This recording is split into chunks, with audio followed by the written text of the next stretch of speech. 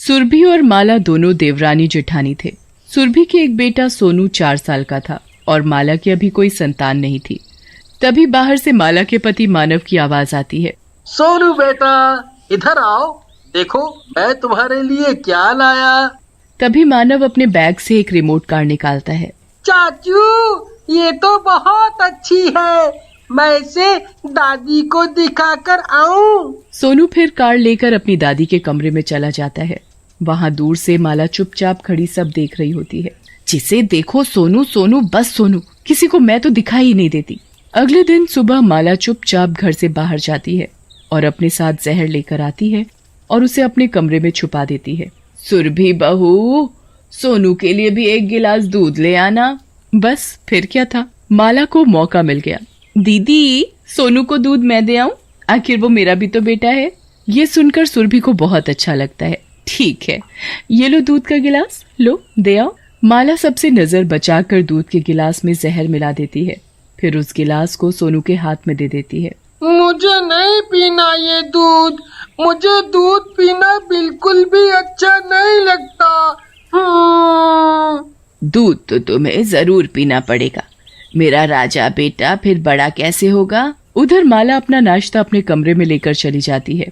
सोनू भी अपनी चाची के पीछे भागता हुआ वहां जाता है और दादी उसके पीछे दूध का गिलास लिए। अरे पी ले दूध, क्यों अपनी दादी को परेशान करता है। सोनू माला के कमरे में जाकर छिप जाता है। गोमती उसे इधर उधर ढूंढती है पर वो नहीं दिखता। माला भी तभी बाथरूम में होती है। उसका नाश्ता वहीं रखा होता है, साथ में दूध भी होता है। गोमती सोनू का गिलास भी वहीं रख देती है। तभी सोनू कमरे से बाहर भाग जाता है। गोमती उसे देख लेती है और सोनू के गिलास के बदले गलती से माला का गिलास उठाकर वहां से चली जाती है। फिर क्या था, सोनू दूध पीकर सो जाता है और वहां माला, सारा नाश्ता ठंडा हो गया, जल्दी जल्दी खत्म करो इसे। ये मुझे क्या हो रहा है, मैं ठीक से सांस भी नहीं ले पा रही हूँ, मेरा दम घुट रहा है, कोई बचाओ मुझे। माला की आवाज दूसरों तक नहीं पहुंच पाती और माला तभी अपना दम तोड़ देती है। जब मानव अपने कमरे में जाता है और माला को नीचे पड़ा देखता है तो चौंक जाता है। माला, माला, ये तुम्हें क्या हुआ? तुम नीचे कैसे गिर गई? उठो उठो माला, माला उठो। मानव सभी को आवाज देकर वहां बुला लेता है। माला अब इस दुनिया में नहीं रही, वो मर चुकी है। माला के मरने से सभी को बहुत सदमा पहुंचता है। विधि विधान से माला का अंतिम संस्कार कर दिया जाता है, पर मरने के बाद माला को मुक्ति नहीं मिल पाती, जिसकी वजह से माला चुड़ैल बन जाती है। मुझे सब पता है, जहर वाला दूध उन लोगों ने मुझे पिला दिया। मेरे साथ इतना बड़ा धोखा, मैं नहीं छोड़ूंगी किसी को भी। तुम सबकी जान उस सोनू में बसती है ना, मैं उस सोनू को ही मार डालूंगी।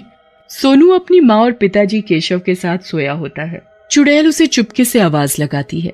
सोनू, सोनू, उठो सोनू।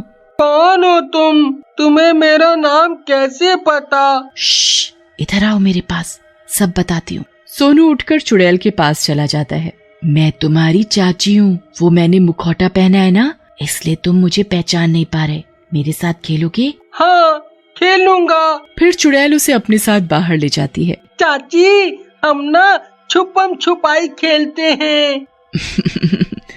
ये तो इसने मेरे मन की बात कह दी। इस खेल के जरिए इसे मैं वो बाहर वाले कमरे में बंद कर दूंगी, वहाँ बंद पड़े पड़े खुद ही मर जाएगा ये। चुड़ैल और सोनू मिलकर छुपन छुपाई खेलते हैं।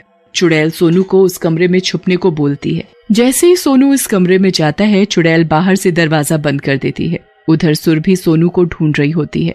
सोनू कहाँ गया? अभी तो वो मेरे ही पास सोया हुआ था, शायद दादी के पास चला गया होगा। अरे सोनू तो यहाँ भी नहीं है। सोनू, मेरा बच्चा कहाँ गया? किधर है तू? शोर सुनकर सभी लोग एक जगह इकट्ठा हो जाते हैं। क्या हुआ सुरभि, तुम इतना शोर क्यों मचा रही हो? परेशान भी दिख रही हो। वो हमारा बेटा सोनू कहीं नहीं दिख रहा, पता नहीं कहाँ चला गया। अरे ऐसे कैसे हो सकता है, वो हमारे साथ ही तो सोया हुआ था, फिर कहाँ जा सकता है? अरे खड़े क्यों हो तुम लोग, जाकर ढूंढो उसे। सभी मिलकर उसे ढूंढने लगते हैं। तभी अचानक मानव की नजर सोनू की चप्पल पर पड़ती है, जो उसी कमरे के सामने पड़ी थी जहाँ वो बंद था। भैया, वो देखो सोनू की चप्पल, कहीं वो उस कमरे में तो नहीं? चलकर देखते हैं। कमरा खोलते ही सभी हक्के बक्के रह जाते हैं, क्योंकि सोनू वहां नीचे सोया पड़ा था। सोनू, मेरे बच्चे तो मिल गया। दूर खड़ी चुड़ैल सब देख रही थी। इन लोगों ने आज तो इसे बचा लिया पर अगली बार इस बच्चे को नहीं बचा पाएंगे। अगले दिन सभी अपने अपने काम में लगे हुए थे और सोनू वहीं खेल रहा होता है। आज ये सोनू मेरे हाथों से नहीं बच पाएगा। चुड़ैल पास में रखी प्रेस चालू कर देती है और जहाँ सोनू खेल रहा होता है वहाँ रख देती है। माँ, मेरे साथ खेलो ना। बेटा, मेरे पास बहुत काम है, मैं तुम्हारे साथ अभी नहीं खेल सकती। तुम जाकर अपनी दादी के साथ खेलो। ठीक है माँ। धीरे धीरे सोनू प्रेस के नजदीक जा रहा था कि तभी सुरभि की नजर प्रेस पर पड़ जाती है और जल्दी से भागकर वो सोनू को प्रेस से दूर कर देती है। पर गर्म प्रेस सुरभि के लग जाती है और वो चीखने लगती है। ओह, मेरा हाथ! क्या हुआ? तुम चीखी क्यों? मेरा हाथ जल गया। अगर मैं सोनू को नहीं पकड़ती तो मेरी जगह वो जल गया होता। मुझे तो लगता है कि हमारे सोनू पर कोई बुरा साया मंडरा रहा है। आज ही मैं तांत्रिक बाबा को बुलाती हूँ। फिर बचा लिया इसे, अब नहीं बचेगा ये। देखती हूँ अब की बार कौन बचा पाएगा इसे। ऐसी सजा दूंगी ना इस सोनू को, मरेगा तड़प तड़प कर। शाम को गोमती तांत्रिक बाबा को घर बुला लाती है। मैंने पूरा घर देख लिया। तुम्हारे घर पर किसी चुड़ैल का साया मंडरा रहा है। क्या बाबा, ये आप क्या कह रहे हैं? कुछ करिए ना, उस चुड़ैल से कैसे छुटकारा मिलेगा? तुम्हें बिल्कुल भी घबराने की जरूरत नहीं।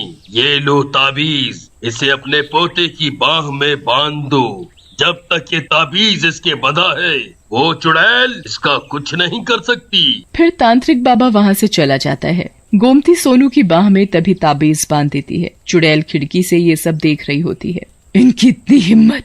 अब देखना मैं सोनू को कैसे तड़पा तड़पा कर मारती हूँ। चुड़ैल फिर सोचने लगती है कि कैसे सोनू को मारकर अपना बदला लूं। हाँ, ये ठीक है, मैं उसे पास के तालाब पर ले जाऊंगी। उस तालाब में बहुत ही खतरनाक मगरमच्छ है। मैं सोनू को तालाब में धक्का दे दूंगी, फिर मगरमच्छ सोनू को नोच नोच कर खा जाएंगे।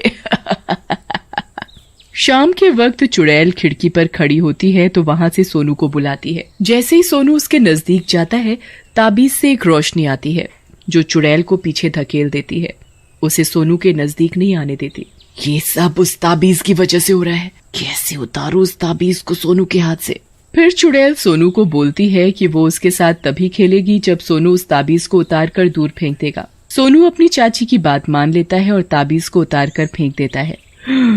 अब तू मेरे हाथों से नहीं बच पाएगा। देखती हूँ कौन आता है तुझे बचाने। माँ, दादी, मुझे बचाओ। सोनू की आवाज सुनकर सभी बाहर आ जाते हैं। चुड़ैल सोनू को अपने साथ तालाब पर लेकर जा रही थी।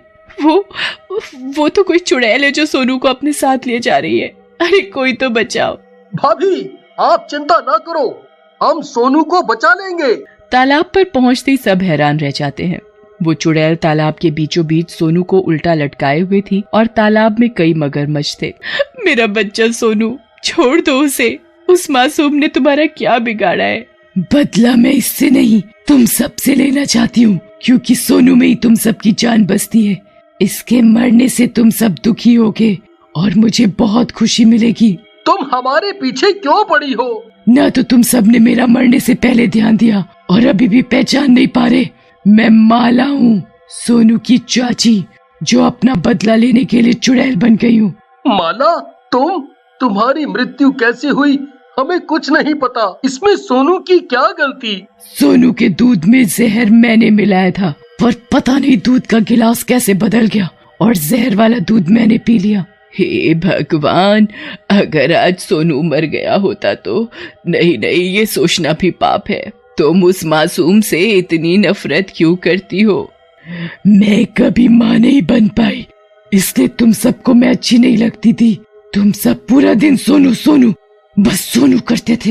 ये सब करने से पहले एक बार सोच तो लिया होता। तुम्हारे मरने के एक दिन पहले मैंने माँ से एक बच्चा गोद लेने की बात की थी और माँ मान भी गई थी। क्या सच में? ये मैंने क्या कर दिया?